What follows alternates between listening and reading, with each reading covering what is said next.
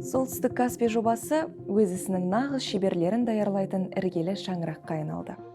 Бұл жобада теңіз кен орнын теңдесі жоқ күрделі жағдайларда игерумен айналысатын ең үздік мамандар жұмыс істейді. Бүгін біз сіздерге Қашаған жобасына еңбек сіңірген қызметкер жайында әңгімелегіміз келеді. Жай ғана қызметкер емес, жобаның бастауында тұрған, әрі оны өмірінің бір бөлігі деп санайтын маман жайлы сөз қозғамақпыз. Нұраш Ажығалиевпен ең болмаса бір рет жұмыс істеп көрген адам үлкен тәжірибе алары сөзсіз. Оның қарауындағы қызметкерлер оны ұстаз, тәлімгер, жақын да жанашыр адам деп бағалайды. Біз оны әрі құрметтеп, әрі бейресми түрде Нұраш аға деп қана атаймыз. Өйткені ол біздің құрлық не теңіз кешенінің, зауыт немесе кеңсе қызметкерлері деп бөліп жармай, бәрімізді бір NCOC жанұясының мүшесі деп үйретті, үлгі көрсетті.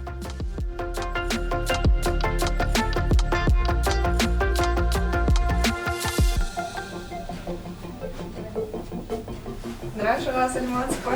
Мөлдір, қалайсың? Қалыңыз Жақсы ма? Жақсы. Сізден сұхбаттасуға келіп қалдық. Рахмет. Дайын ба? Сіз капучино ішетін. Да.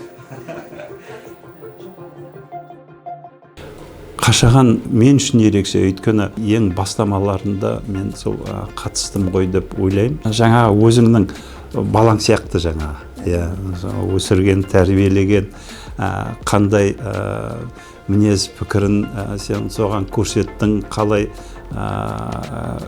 тәжірибе бердің, тәрбие бердің, соған байланысты ол бала өсет дегендей. Жүрегіміздегі жағдайларымызды бәрінше жақсы болсын деп өзімізше жасадық. Сол себептен қазіргі күні мына завод істеп тұрған кезде оның қалай істегенін, тынысын қарап, ризашылық сезім бар да, жаңа ай осын жасады деп жаңағыдай.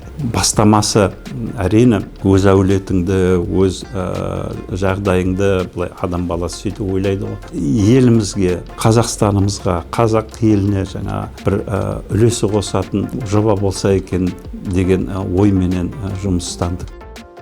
30 жыл болды енді мұнайдың айналасында жұмыс істеп атқаныма. 15 жыл сол теңіз кешенінде жұмыс жасадым. Бір кездері Қазмұнай теңіз деген компания болды. Артынан Қашаған BV жұмысын атқарып, жалғастырып кетті. Компания мұнайдың батыс технологияларын игерген мамандарды іздеген екен. Соның ішінде мен де болыптым. 2007-нің 2 қаңтары мен осы Шағала офисына бірінші рет келдім. Содан мені Лондон деген қалаға осы біздің Қашаған жобасының проектирование болып атқан жұмыстарға қосты. 6 жігіт болып сол жерде жұмыс жасадық. Семьямызбен бардық, бәріміз бір әулеттей болып сол жерде жұмыс істедік. 15 жылдай теңізде істегеніміздің көргенімізді осы Қашаған жобасына барынша енгізуге тырыстық. Осы жылдар ішінде есіңізде қалған қандай қызық оқиға бар?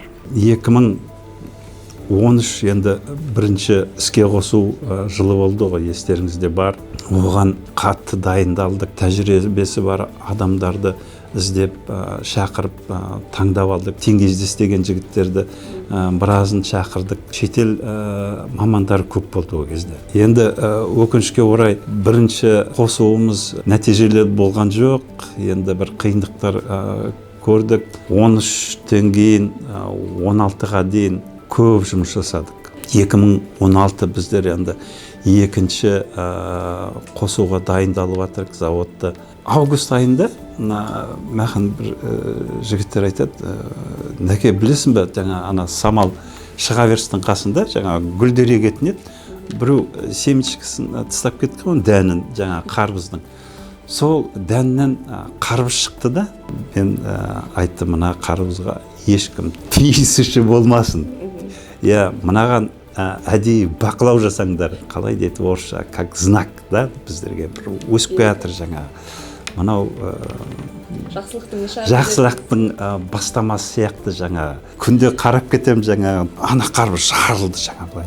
Анау қарасақ іші қып-қызыл керемет болып тұр. Енді оны кім жегенін білмеймін, бірақ біздің жобамыз пісті, бәрі дайын, жақсы. Жалпы мұнай саласына қалай келдіңіз? Қашан, қалай осы шешімді қабылдап, осы ортада жүрсіз қазір? Мұнайшы боламын деп бала кезімде ойламаптым. Жалпы әулетімізде көбінесе балықшылар еді. Мектеп бітіргенде өзімнің болашақ тағдырымды сол балықтың айналасында елестетіп жүрген едім. Біздің тұрған жеріміз Шалқыма болды. Балықшыда тұрдым. Астраханнан көшіп келгенде мен 15-темін.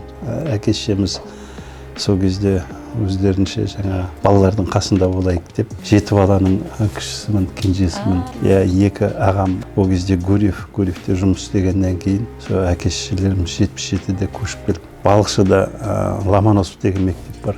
Соны тамамдадым. Содан кейін қайтып Астраханға барып тұрмын ғой. Ағамның жолын қуамын, арман жаңа теңіздің айналасында болсам деп, балық шаруашылық Астраханның жаңа институтына бардым. Сонда судомеханик факультетін бітірдім. Ол кезде распределение деген бар, институт тамамдағаннан кейін өзің қалауыңменен қай жерге жұмыс істеуіңе болатын өзің қалайсың да. Қалағанда оқудың бағаларына қарай нетесіз. Егер де сенің алған оценкілерің жоғары болса, бірінші болып кіресің де, таңдауың молырақ болады. Ер адамның жетістіктерінің 90% мына отбасынан келеді. 87 жылы бір қызға ұсыныс беріп, жаңа ол қыз менің ұсынысымызды қабыл алып, семья құрған жолдасым Света осы біздің Астрахан облысынан, ауылдарымыз жақын райондарда. Я была уверена, я знала, что рядом со мной крепкое плечо, надежный человек. И везде мы были вместе. Да. Были сложности. В 1988 году мы переезжали в Аральск по работе тоже. В то время там была экологическая катастрофа Аральского моря. Үлкен ол кезде өндіріс 2000 халқы бар Арал Рыбпром деген объединениеде бас инженер болып жұмыс жасадым 25 жасымда. Енді кейіннен осы 90-шы жылдары тоқырау басталды, жаңа қиындықтар басталды. Енді сол кезде бір ой пайда болды, енді не істеймін деген. Бір жолдас жігіттерімнің нұсқауыменен жаңа Теңізге бардым. 1991 жылы сол Теңіздің жаңа бастап атқан кезі 5 рет бардым жұмыс іздеп. Сәті түсіп 5-ші барғанда мені сол жобаға жұмысқа алатын болды. Маған ол кезде бір түрлі үйреніп қалған 2000 халқы бар мекемені басқарып отырып 900 деген установка болды, оған оператор болып бардым. Қарауыңда адам жоқ, саған бәрі командир жаңа. Бірақ та соның бәрін игердік, артынан үйрендік. Сөйтіп мұнайшы болдым. Жалпы мұнайшы болу үшін қандай жеке қасиеттерді атап өтер едіңіз? Мұнайшы болған кезде екі нәрсе бар да. Ол адамның қауіпсіздігі, екіншіден табиғатқа зиян келтірмеу. Сол екі нәрсені бар ұстану керек та әрбір мұнайшыға. Біз енді шынына келгенде қоршаған ортаға зиян келтірмеуіне біз көптеген шара жасап жатыр. Жастардың тәжірибесін көтерудің бір жағынан, олардың көзқарасы тіпті ерекше жаңа. Әрбір төгіліп қалған бірдеңелерді айтып, арттарынан жүріп, сипалап, жинап, сайттағы персоналдарымыз керемет. Неғұрлым жаңа осы табиғатқа зияны келмесін деп жұмыс жасап жатыр. Енді соны басқа елімізге таратуымыз керек та, түсіндіріп, бір ашып көрсетіп көруіміз керек. Көп жұмыс жасап жатыр сол үшін. Каспийдің ит балығын қайта тексеріп жатыр. Кемелеріміздің әрбір жүрген қимылын тексереміз. Ештеңе төкпе, ештеңе түсірме деп жаңа, кейбір кезде былай сырттағы адамдар ойлайтын сияқты, мыналар жасырады, мыналар айтпайды деп. Қалай айтпайсың жаңа? Қазір ондайды жасыратын заман емес, жаңа жасырсаң да қазір ашылып қалады. Әкемнің бір айтқан, сенің әрбір ісіңді қанша уақыт, қанша энергия жұмсағаның ешкім сұрамайды дейді. Бірақ та әрбір адам сұрайтын сұрағы, мынаны кім жасады деп сұрайды. Сол себептен біздің жұмыс істегенде ұялмай анау пәленше жасады деп айтатындай болу керек та. Жасаған ісіңді сөйтіп жасау керек, артынан ұялмай сөз келмейтіндей қылып, мынаны істеген мен деп айтатындай. Солай өмір сүріп келе жатырық. Енді мына вақтымен істеген адамның өмір сүруі ерекше да. Енді мен көп жылдар вақтымен жұмыс жасадым. Балалардың былай өскен күнделікті көре алмайсың да. 30 жыл мұнай саласында жұмыс істеп келе жатырмын. Енді соның кем дегенде 15 жыл далада болдым.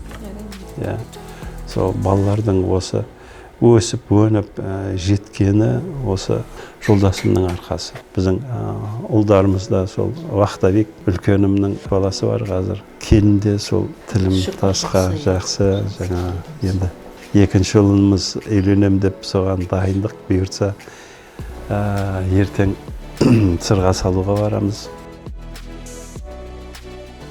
Жалпы әріптестеріңізге, тыңыздан еріп келе жатқан жас мамандарға қандай тілек айтасыз? Биыл тәуелсіздіктің 30 жылдығы, сіздің еңбек тәжірибеңізге де 30 жыл болып жатыр екен. Қандай бір бағыт бағдар көрсетесіз? Бұлай 30 жыл деген көп мерзім емес, бір жағынан геология жағынан қарасақ, мысалы, адамзаттың тарихын алсақ, бірақ та 91-де туған балалар қазір 30-ға келіп тепсе темір үзетіндей жасқа келді. Көбісі отбасын құрып, әулеттерін жалғастырып жатқан азаматшалар жаңа. Бізде Қазақстан 30 жылдың ішінде біраз жетістікке жетті деп ойлаймын. Енді соның ішінде біздің осы мұнайшылардың осы Теңгеш-Шевройл болсын, біздің Қашаған жобасының қосқан үлесі біраз деп ойлаймын. Біздің Қашаған жобасында жас көп.